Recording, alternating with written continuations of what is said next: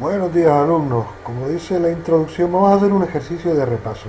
En este ejercicio lo que vamos a hacer es hacer el automatismo para una escalera que se activará mediante un sensor infrarrojo, estará un tiempo funcionando y si pasa otra persona el contador vuelve a cero y continúa ese tiempo para que le dé tiempo a todos a bajar. Aquí tenemos una maquetilla con el ejercicio, acaba de pasar una persona y funciona un tiempo. Vamos a verlo mejor así, dentro del centro comercial. Se ha parado, vuelve a activarse, vuelve a pasar una persona, pasa a otra y así continúa. Este problema está pensado para hacerlo con automatismos industriales, pero nosotros lo vamos a hacer con una microcontroladora. Aquí vemos lo que es el elemento negro este con la luz azul es un microcontrolador. El elemento aquel donde se ve el puntito azul es el ultravioleta, es un sensor infrarrojo y tenemos el motor que sería el actuador. Cuando actuamos sobre el sensor, el actuador hace que funcione el motorcillo. Ahí si se fijan en la pantalla se están enviando los datos de lectura del sensor al ordenador. Cuando activo el sensor los números cambian y es lo que hace que se active el motor. Aquí no se ve muy bien, pero bueno, ya en la maqueta se ve cómo funciona. Al pasar por delante del sensor, pues el motor se activa y comienza a funcionar. Vuelvo a darle y se ve en la pantalla cómo los números cambian y pasado un tiempo pasa a cero. Aquí tenemos el sistema funcionando fuera del ordenador, donde se ve que al activar el sensor, la controladora pues envía la señal al motor y hace que funcione. En este caso, pues al tenerlo activado, continuará funcionando como nos pedía. Dado que nosotros todavía no podemos estar trabajando con controladores, lo que nos pide el reto es hacer esto mismo pero con los elementos que conocemos.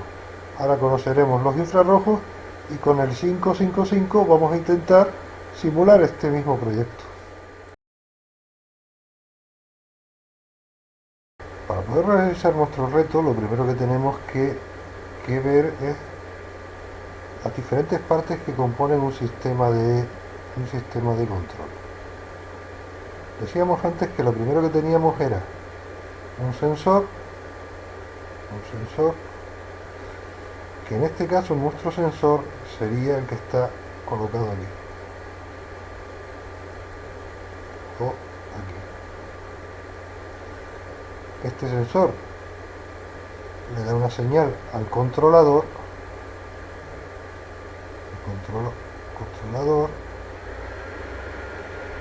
y en este caso vamos a utilizar el ya conocido 555 y este daría la señal al actuador. Y en nuestro caso el actuador será este motor que está conectado a la controladora 555. Para ver el ejemplo, quitamos esto de aquí y si le damos, en este caso esto haría las veces de sensor infrarrojo y vemos que al darle presionamos, comienza a moverse el motor. ¿De acuerdo? Bueno, lo primero, hasta ahora habíamos visto que el 555 estaba funcionando en modo estable. Quería decir que comienza y estaba arriba, la señal subía, bajaba, Ahora, según este esquema, lo vamos a conectar en modo monoestable. Monoestable. ¿Qué quiere decir el modo monoestable este? Que si nosotros activamos el circuito, estará un tiempo activado y pasado cierto tiempo se desactiva. ¿Qué es lo que hace, qué es lo que controla ese tiempo de activación y desactivación? El tiempo de activación y desactivación, el tiempo de activación y desactivación, lo voy a poner aquí en verde. Para los 555 es 1,1 multiplicado por R y por C.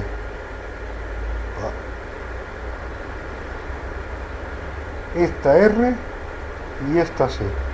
Estas son las que nos van a marcar el tiempo en el que va a estar en estado alto o en estado bajo. La R y la C son las que nos van a determinar cuánto tiempo va a estar activado este elemento de aquí.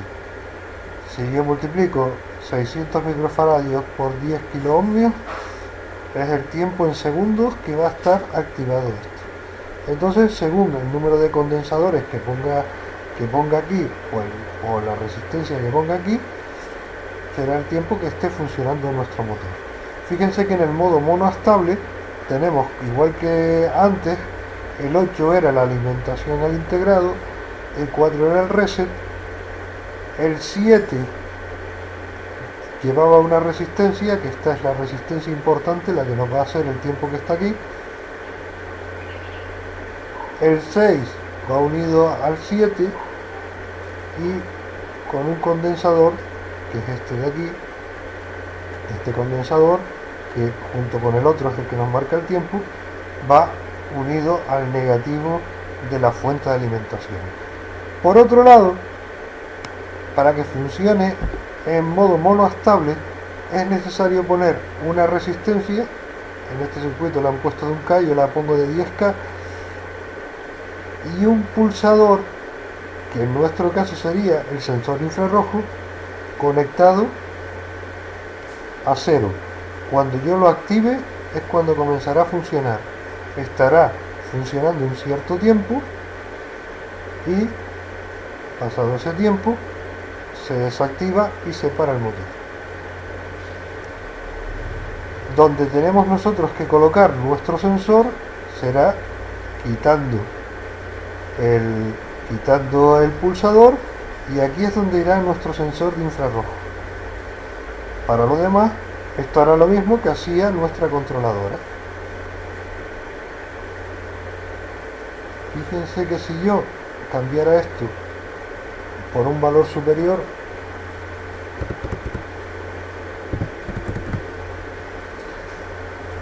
ahora he puesto 5000 microfaradios, verán que tarda mucho más en pararse. El condensador carga mucho más tiempo y está mucho más tiempo funcionando hasta que se produzca la descarga del condensador. Nunca podemos salir de una controladora directamente al motor, porque lo más probable es que se queme. Aquí en medio hay que situar un transistor. Cuando lo active, mandará una corriente de base, lo cual permite que el transistor actúe como un interruptor cerrado, y la corriente puede pasar por aquí, pasa por el motor, atraviesa nuestro interruptor cerrado ya que hay corriente de base y cierra a través de la fuente. Cuando este se abra, este dejará de ser un interruptor cerrado para convertirse en un interruptor abierto, y ya la intensidad no podrá pasar a través del motor y se nos para el motor. ¿De acuerdo? Ahora vamos a pasar a ver cómo funcionaría un infrarrojo, un detector infrarrojo, y ya con eso podríamos montar el circuito que hemos visto previamente montado sobre una controladora con elementos de electrónica analógica.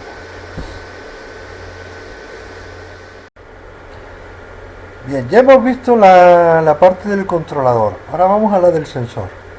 El sensor que vamos a utilizar es este, es un elemento infrarrojo.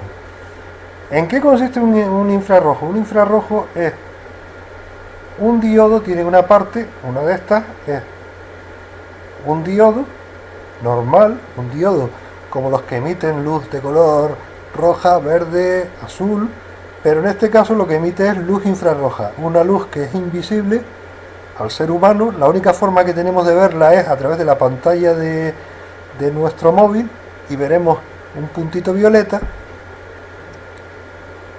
Esto es un LED infrarrojo y un fototransistor.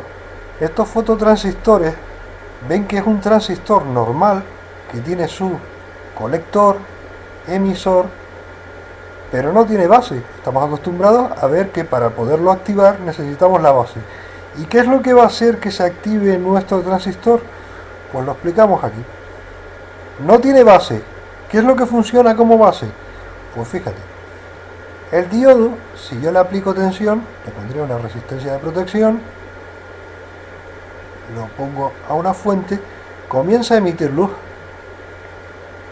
Bueno, esto está construido de tal manera que la luz sale hacia arriba y si no rebota contra nada, no va a pasar nada. Pero si yo le pongo un elemento como es esta placa, o cuando yo acercaba el dedo, o cuando pase una persona por delante, rebotará sobre la placa, retornará hacia el transistor y no tiene una patita para recoger la intensidad de base. Pero la intensidad de base es la luz. La luz es la que va a hacer que funcione como interruptor abierto o interruptor cerrado. Si hay luz, funcionará como interruptor cerrado. Habrá intensidad de base. Si la luz se pierde porque no hay ningún elemento que la haga rebotar, sin luz, funciona como interruptor abierto. Y esta es la base en la que se fundamenta un transistor infrarrojo, un fototransistor.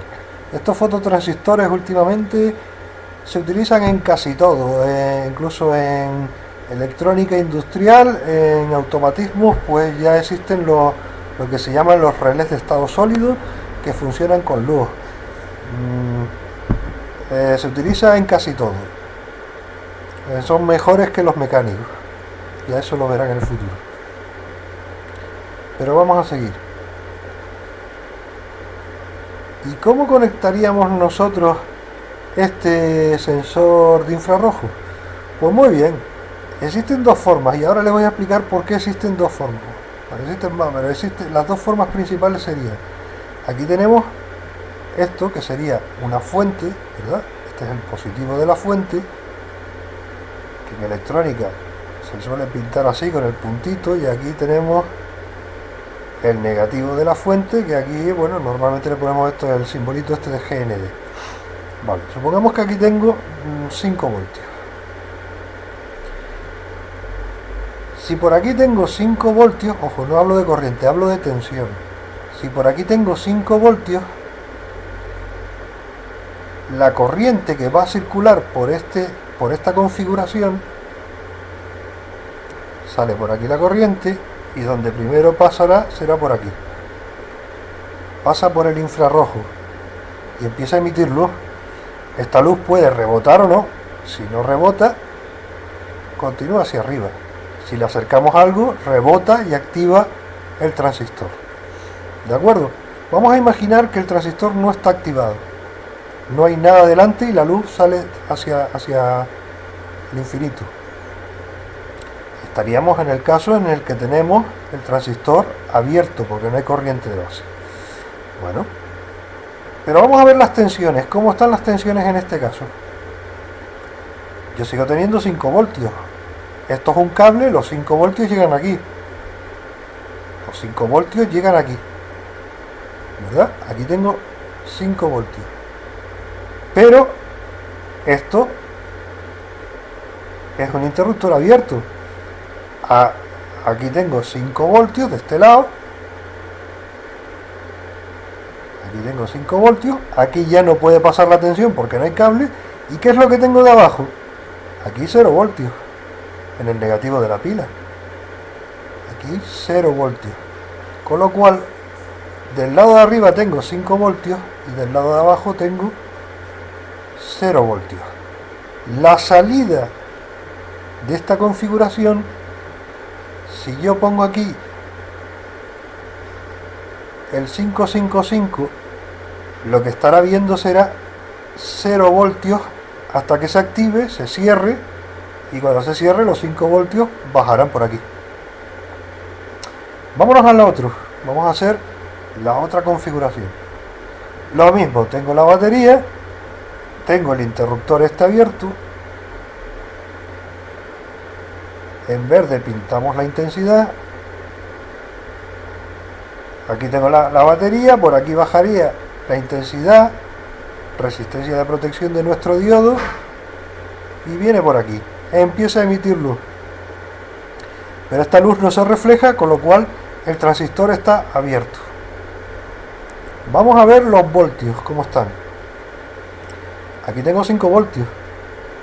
Vengo por aquí, al no pasar corriente, la resistencia es conductora, pero no pasa corriente. Tengo 5 voltios encima de la resistencia y 5 voltios debajo de la resistencia. 5 voltios. Como está el interruptor abierto, los 5 voltios no pasan abajo. No hay un cable que los lleve. Abajo, ¿qué es lo que tengo? 0 voltios. Pero esta vez yo he colocado la salida la he colocado aquí, con lo cual, ¿qué es lo que está viendo mi 555? Mi 555 lo que está viendo son 5 voltios. En esta configuración tengo una salida de 0 voltios y en esta configuración tengo una salida de 5 voltios cuando está desactivado.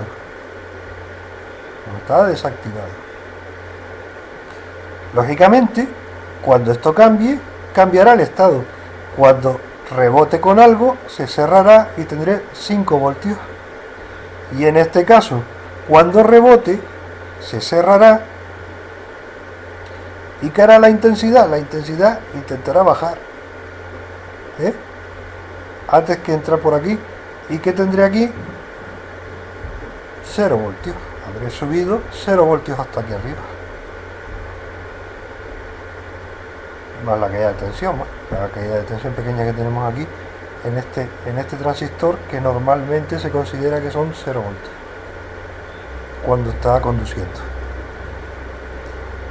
Entonces, estas son las dos configuraciones. Yo puedo arrancar con 0 voltios o puedo arrancar con 5 voltios, según lo coloque del lado del colector o según lo coloque del lado del emisor.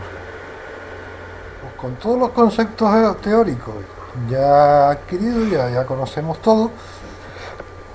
Vamos a ver, la verdadera parte, la parte importante de nuestro reto es determinar. Tenemos que sustituir una de estas dos configuraciones, o esta, aquí, donde tenemos el elemento manual. Lo vamos a convertir en un automatismo haciendo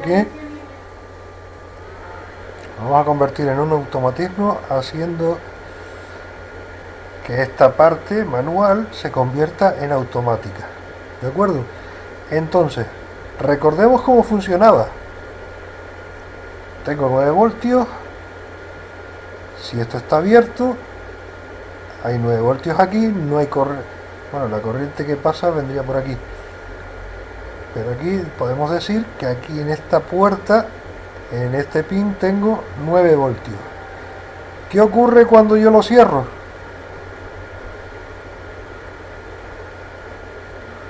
Lo cortocircuito, toda la corriente prefiere bajar por aquí en vez de venir por aquí. Con lo cual aquí, en el momento en que esté cortocircuitado, tendré 0 voltios. Este ya no es 9 voltios en el momento en que cierro el interruptor, sino que son 0 voltios. Pues, sabiendo lo que hemos visto, ¿qué configuración deberíamos de colocar y dónde deberíamos de colocar nuestro elemento detector de infrarrojos para que esto se convierta en un automatismo para la escalera que habíamos propuesto. Y luego, esa es una pregunta, y luego, bueno, si estuviéramos en el aula, en el taller, podríamos incluso terminar colocando aquí nuestra resistencia, ¿verdad?